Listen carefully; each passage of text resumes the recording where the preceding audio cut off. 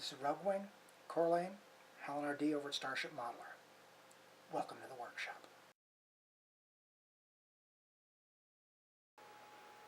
Alright, decided to take a little break from active builds for a bit, probably only a day or two, but I decided to share some more of my previously built kits. This time I'm going to concentrate on some of the figure models I've done.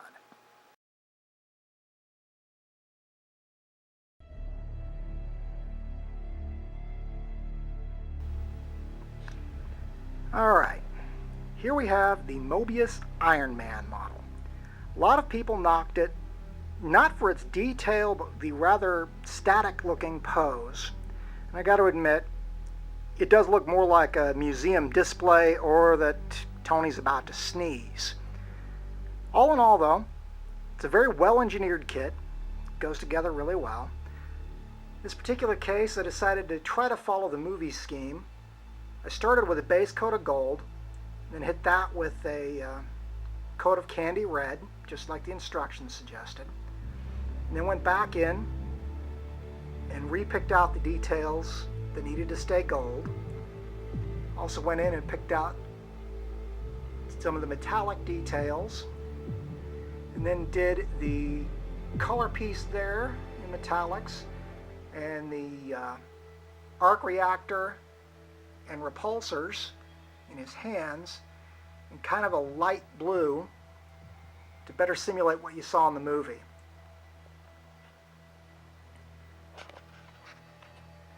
All in all, I like how this one turned out.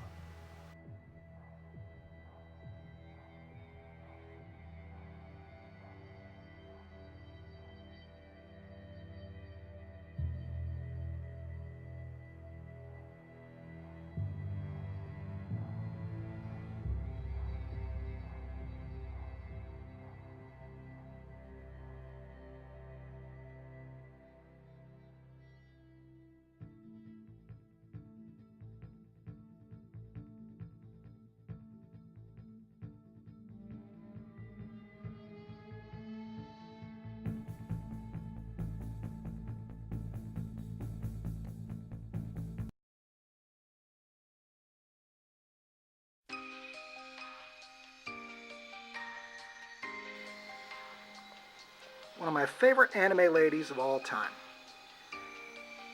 Major Motoko Kusanagi of Section 9 from Ghost in the Shell.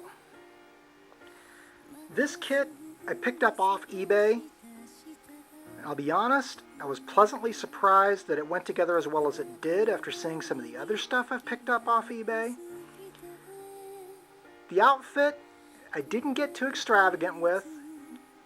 It's a base coat of graphite dust and a black wash for detail. And then I went in and picked out some of the pads in just basic black. Her hair looks purple, and yes, it's supposed to be. Her face was kind of fun to do, if a little smaller than I'm used to working on.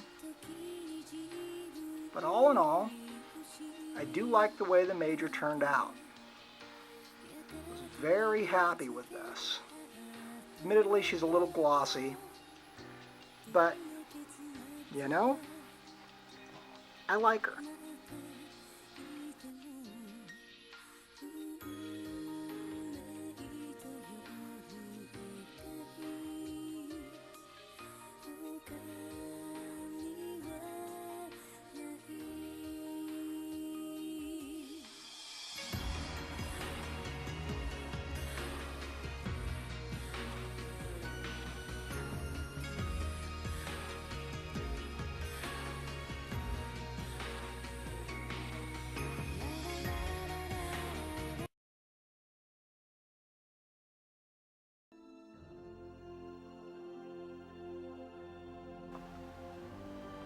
Here we have probably my favorite X-person, X-Man, whatever you want to call him.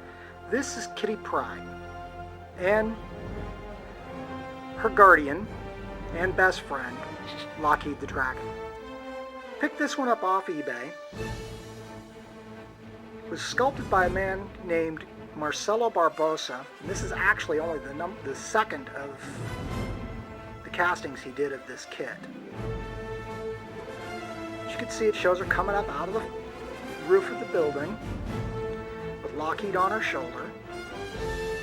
It was actually kind of interesting the way he cast things and helped make the illusion that she was coming out of the floor. Instead of going with her traditional blues, I looked at this outfit, which is something she's never actually worn in the comics, and decided that black would probably work better for it. The detail, I like how it came out. Lockheed is a custom mix of purple with a red wash over that to help bring out detail and give kind of a different look to him.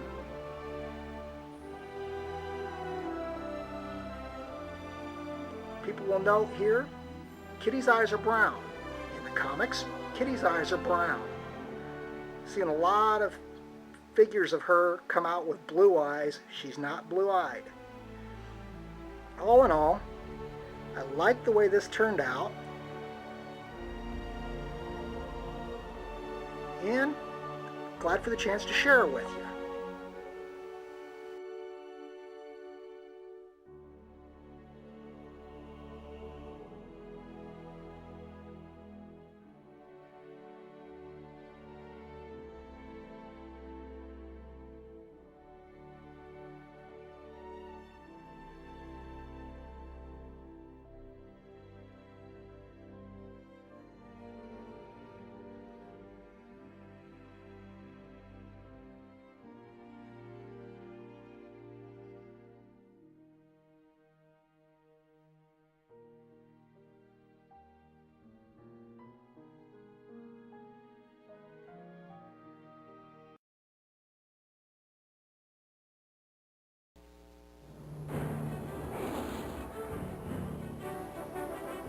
Alright, here we have another one of my eBay acquisitions.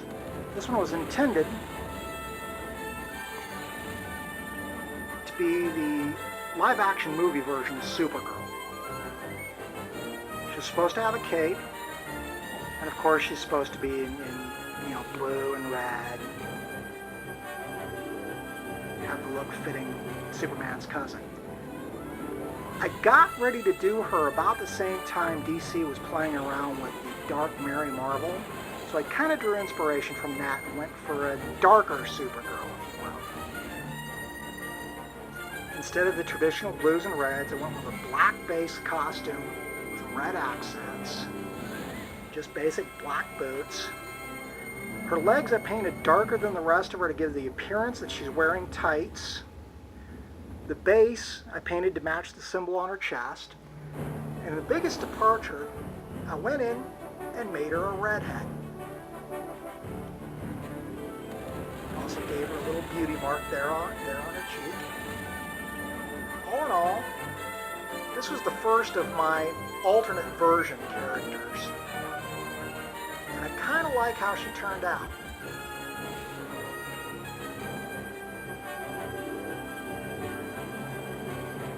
Not sure who did the sculpt on this one.